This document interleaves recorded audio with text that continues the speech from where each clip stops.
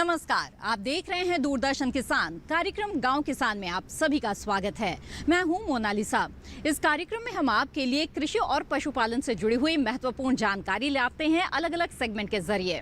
आज इस कार्यक्रम में जहां खेती किसानी में हम बात करेंगे अरहर की नई किस्म के बारे में, तो वहीं हमारा पशुधन में बात होगी गिर गाय पालन की। इसके अलावा कामयाब किसान में मिलवाएंगे हरियाणा के एक सफल किसान कुलदीप धारीवाल से। तो आइए शुरू करते हैं आज का ये कार्यक्रम।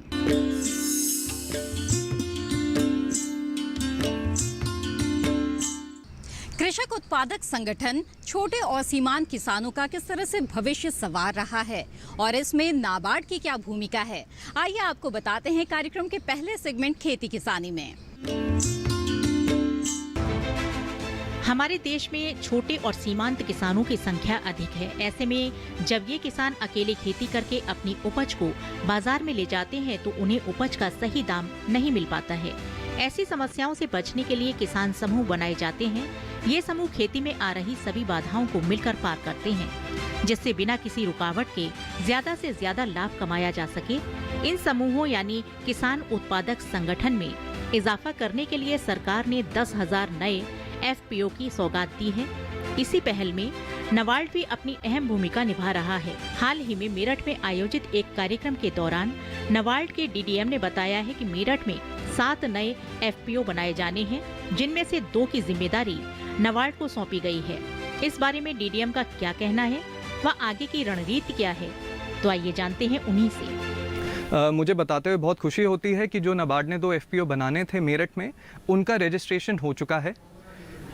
इस वक्त उसकी मेंबरशिप ड्राइव चालू है और हम किसानों को प्रोत्साहित कर रहे हैं कि वो ज़्यादा से ज़्यादा FPO के माध्यम से अपनी आय में वृद्धि करवाने के लिए कोशिश करें। उसके अलावा नाबार्ड क्रेडिट प्लानिंग और मॉनिटरिंग भी करता है। ज़िले के अंदर जितने भी ज़िले हैं भारत में, वहाँ के DDM एक पोटेंशियल लिंक प्लान, जिसको PLP कहते हैं, उसको बनाते हैं और क्षेत्र का जितना भी पोटेंशियल होता है उसको कैलकुलेट करके हर साल गवर्नमेंट को प्रेजेंट करते हैं। उसके बेसिस पे जो लीड बैंक होता है वो एक एनुअल क्रेडिट प्लान बनाता है और कोशिश हमेशा यही रहती है नाबार्ड की कि ज़मीनी स्तर पे जितना भी पोटेंशियल है उस सब को अपनी बुकलेट के द्वारा जितने भी स्टेक होल्डर्स हैं उन तक पहुंचाए।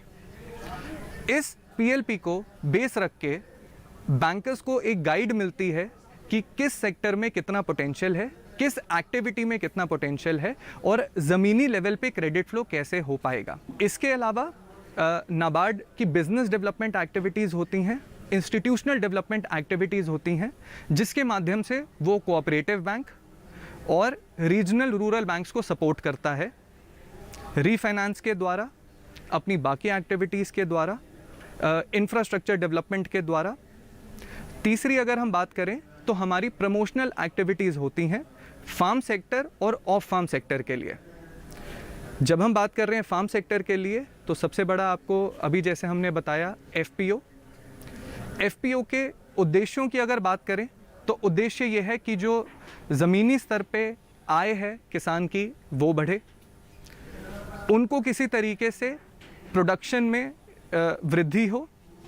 तीसरा, उनका कैपेसिटी बिल्डिंग एस्पेक्ट बढ़े और चौथा, उनको जो लोन प्रक्रिया है उसके अंदर मदद मिले। इसके लिए जितनी जानकारी होती है वो सारी कोशिश की जाती है कि नाबार्ड के द्वारा चिन्हित जो CBBOs हैं वो ग्राउंड लेवल पे FPOs को दें।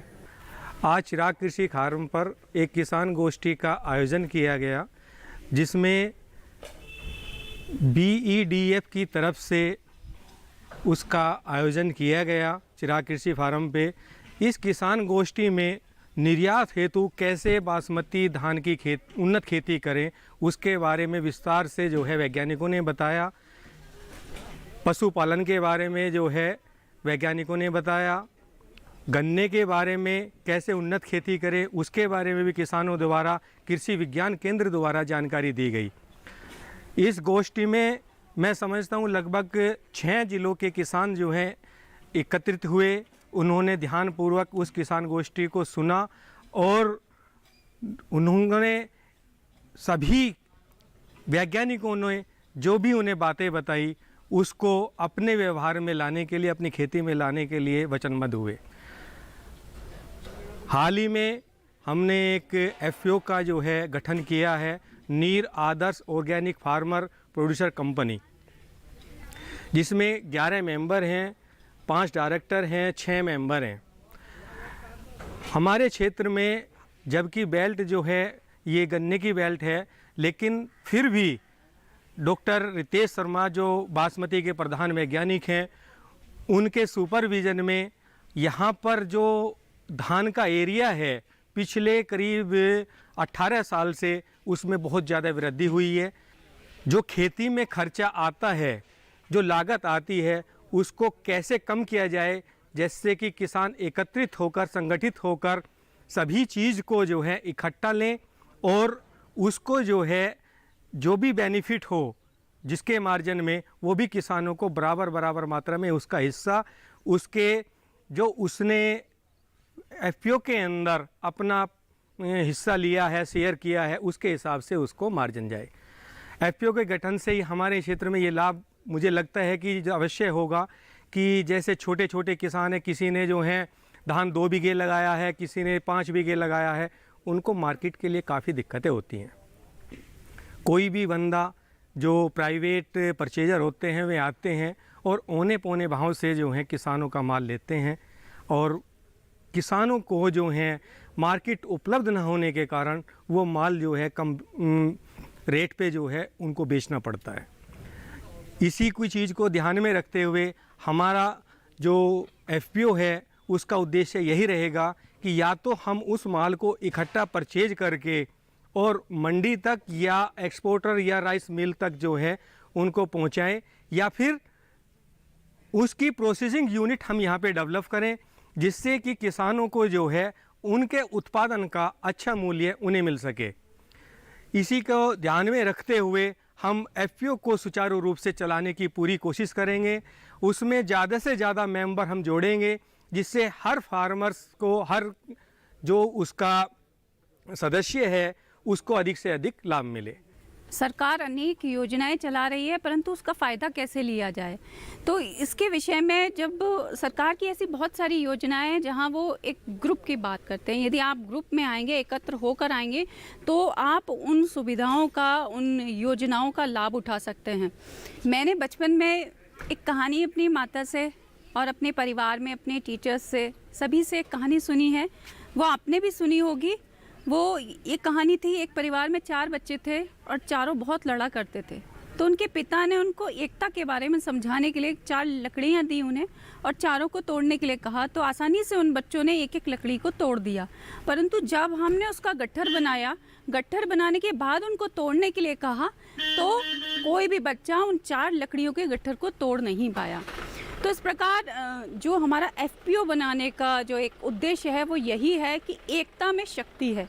तो यदि हम एकत्रित होकर किसी काम को करेंगे तो उसका फ़ायदा हमको मिलेगा। तो जो किसान उत्पादक संगठन है, इसका निर्माण, इसको जो बनाने का उद्देश्य है वो यही है कि जो हम अलग अलग अकेले रहकर जिन परेशानियों को हम फेस करते हैं वो ना करें हम। यदि हम मिलकर रहेंगे, एकत्रित होकर रहेंगे, तो एक दूसरे की हेल्प से हम सभी कार्यों को कर सकते हैं। तो जो हमारा एफपीओ है, इसके अंतर्गत हम बासमती धान या फिर गन्ना, सरसों, तो इन सारे प्रोडक्ट्स को लेकर हम चल रहे हैं। और यहाँ गन्ने से हम शक्कर, गुड़ और खांड बना रहे हैं। बासमती धान जो छोटे किसान हैं उनको बहुत प्रॉब्लम होती है कि कैसे वो लेके जाएं, कैसे वो उसकी प्रोसेसिंग कराएं। तो इस एफपीओ के माध्यम से उनके लिए बहुत लाभदायक ये चीज़ है। उनको बहुत लाभ वो ले सकते हैं यदि वो एफपीओ को सही से समझें और उसमें अपने आप को लाने के लिए वो एकत्र हों। नाबार्ड स्वयं सहायता समूह की महिलाओं के लिए भी कार्यक्रम चला रहा है। इसमें महिलाओं को आत्मनिर्भर बनाने की दिशा में प्रयास किया जा रहा है। तो देखा आपने किस तरह से नाबार्ड की बहुत ही महत्वपूर्ण भूमिका है कृषक उत्पादक संगठन बनाने में। इसी के साथ कार्यक्रम गांव किसान में वक्त है एक छोटे से ब्रेक का। हम जल्द हाजिर होंगे लेकर अगला सेगमेंट, हमारा पशुधन। आप बने रहें दूरदर्शन किसान पर।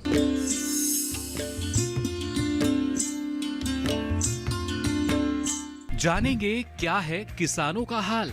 हम पहुंचेंगे आपके गांव। मिलेगा सरकारी योजनाओं का ज्ञान।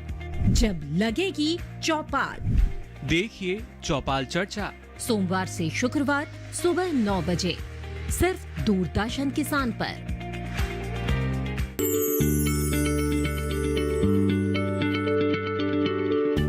क्या आप किसी बीमारी से परेशान हैं?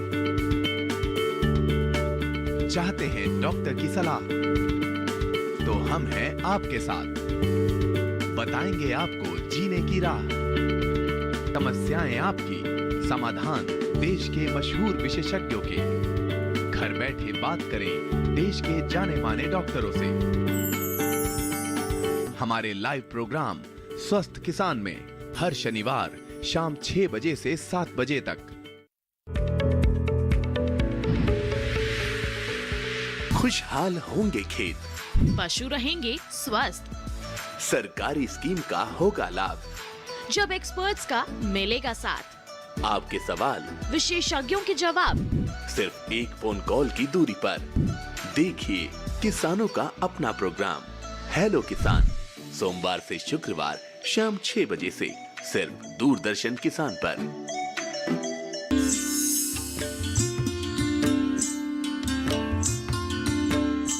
ब्रेक के बाद आप सभी का फिर से स्वागत है कार्यक्रम गांव किसान में। आइए देखते हैं हमारा अगला सेगमेंट, हमारा पशुधन,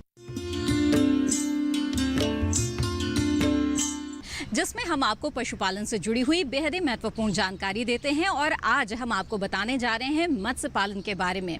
जी हाँ, हमारे देश में ऐसे काफ़ी किसान हैं जो मत्स्य पालन से जुड़े हुए हैं। ऐसे में उन्हें किन बातों का ध्यान रखना चाहिए ताकि वो मत्स्य पालन से अच्छा लाभ ले सके, आइए आपको बताते हैं इस रिपोर्ट के जरिए।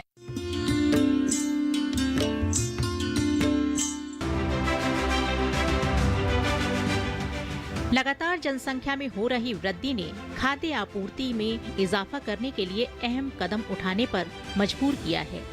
विशेषज्ञों की माने तो इस समस्या के समाधान में मत्स्य खेती या मछली पालन मुख्य भूमिका निभा सकता है, क्योंकि मछली की बढ़ती खपत उनके उत्पादन को और सकारात्मक बनाती है।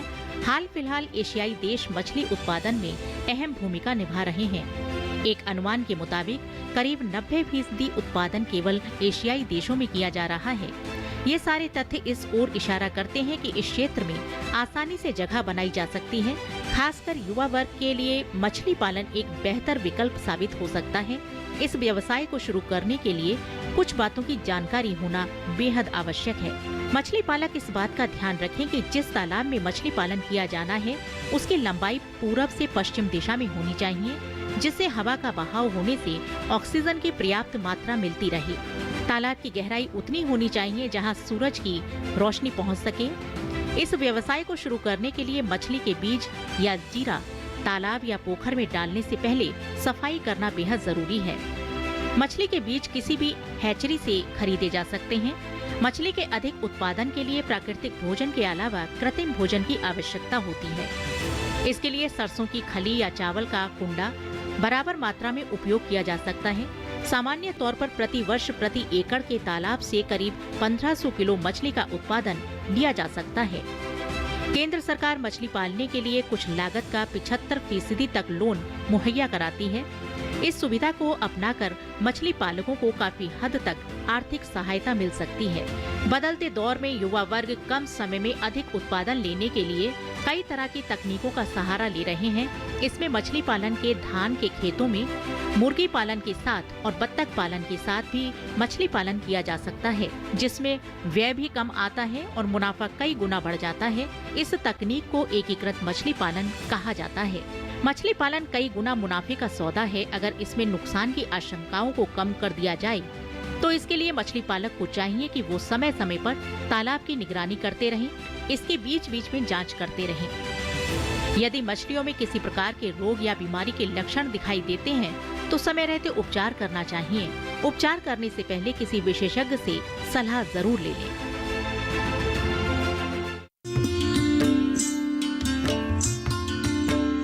अब समय हो गया है पशुपालक कैलेंडर का। पशुओं से अच्छा उत्पादन प्राप्त करने के लिए जरूरी होता है मौसम के अनुसार उचित पशु प्रबंधन। तो आइए देखते हैं क्या कहता है इस माह का पशुपालक कैलेंडर।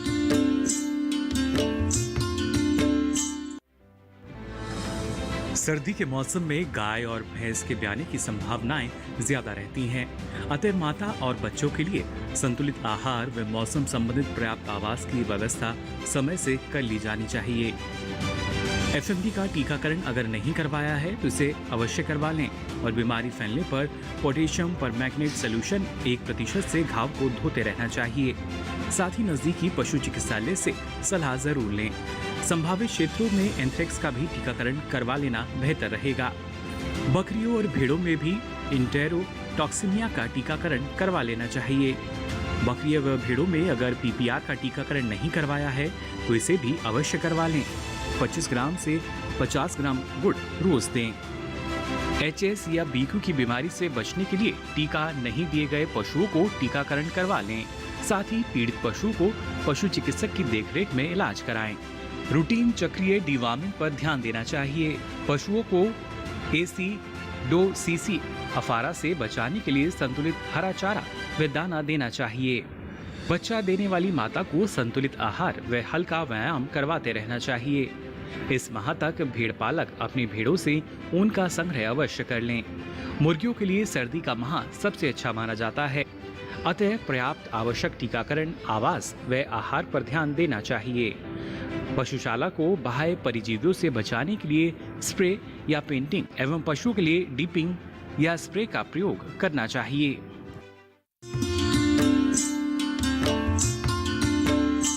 ये थी पशुपालन से जुड़ी हुई अहम जानकारी। उम्मीद है ये जानकारी आपके जरूर काम आएगी। इसी के साथ कार्यक्रम गांव किसान में वक्त है एक और छोटे से ब्रेक का। ब्रेक के बाद मिलवाएंगे एक कामयाब किसान से। आप बने रहें दूरदर्शन किसान पर।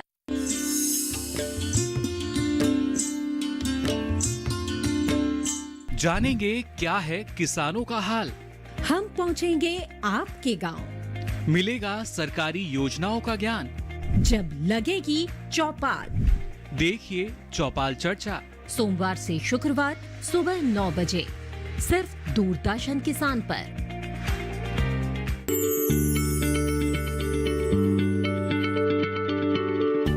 क्या आप किसी बीमारी से परेशान हैं? चाहते हैं डॉक्टर की सलाह? तो हम हैं आपके साथ। बताएंगे आपको जीने की राह। समस्याएं आपकी, समाधान देश के मशहूर विशेषज्ञों के। घर बैठे बात करें देश के जाने माने डॉक्टरों से। हमारे लाइव प्रोग्राम स्वस्थ किसान में हर शनिवार शाम 6 बजे से 7 बजे तक। खुशहाल होंगे खेत, पशु रहेंगे स्वस्थ, सरकारी स्कीम का होगा लाभ, जब एक्सपर्ट्स का मिलेगा साथ, आपके सवाल विशेषज्ञों के जवाब, सिर्फ एक फोन कॉल की दूरी पर।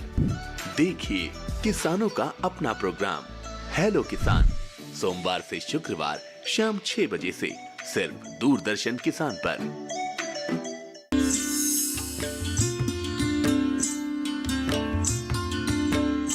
ब्रेक के बाद आप सभी का फिर से स्वागत है। आप देख रहे हैं कार्यक्रम गांव किसान।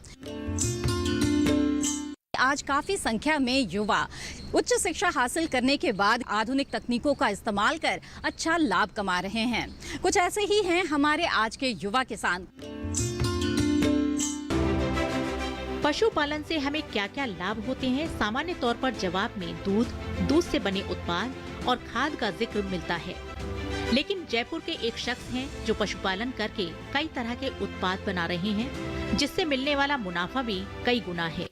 इतना ही नहीं, 15 तरह के अलग अलग गतिविधियों को भी संभाल रहे हैं, जो प्रकृति और पशु दोनों के अनुकूल है। गायों का चारा खिला रहे ये है किसान सुरेंद्र अवाना जी, जिन्होंने 2016 में डेयरी व्यवसाय की शुरुआत 2 गायों से की। लेकिन उनकी मेहनत और सफलता का अंदाजा इसी बात से लगाया जा सकता है कि आज उनके डेयरी फार्म में करीब 195 गायें हैं। शुरुआत में कुछ मुश्किलों का सामना करने के बाद आज सुरेंद्र जी पशुपालन के साथ साथ मछली पालन, 22 तरह का चारा उत्पादन, जैविक खाद बनाना, बागवानी, गोबर से ईंट बनाना और गोबर से गमले बना रहे हैं। यहाँ 15 तरह की एक्टिविटी हो रही है, जैसे खाद बनाना है, मछली पालन है, बहुवर्षीय चारा है, फ्रूट के पौधे हैं 12,000 आदि, इस तरह का काम कर रहे हैं।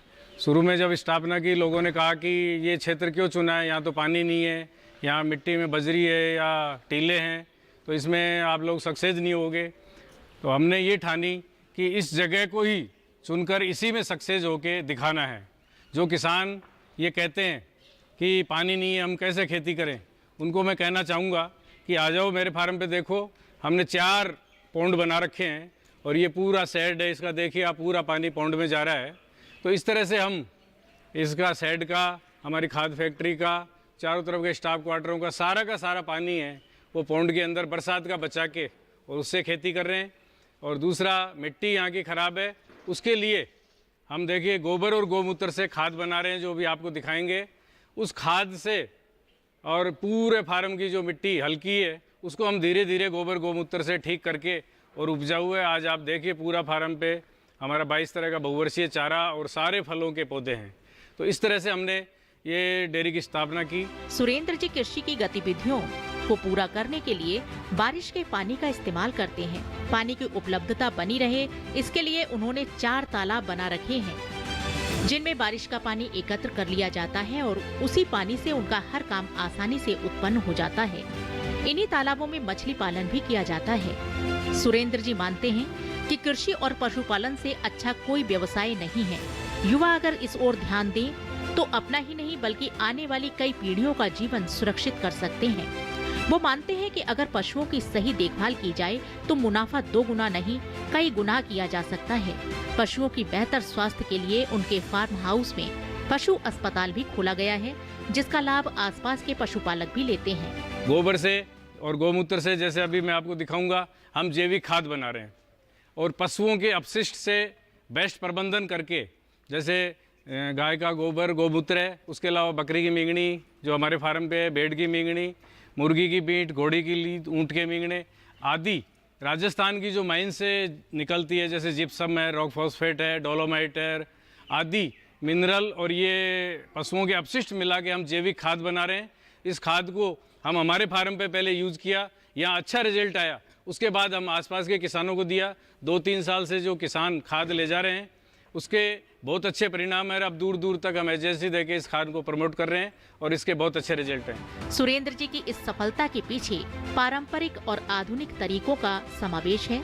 वो मानते हैं कि समय के साथ नई तकनीकों को तो अपनाना ही चाहिए, साथ ही पुरानी विधियों से भी शिक्षा लेनी चाहिए। ये समावेश ही हमें आगे ले जाने में मददगार साबित होते हैं।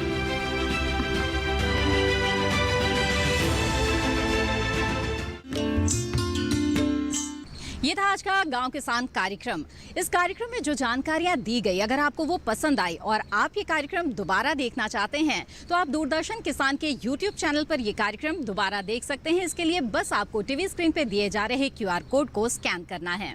इसी के साथ कार्यक्रम गांव किसान की आज की कड़ी में बस इतना ही। फिर हाजिर होंगे लेकर कुछ और जानकारियां। तब तक के लिए दीजिए इजाजत। नमस्कार।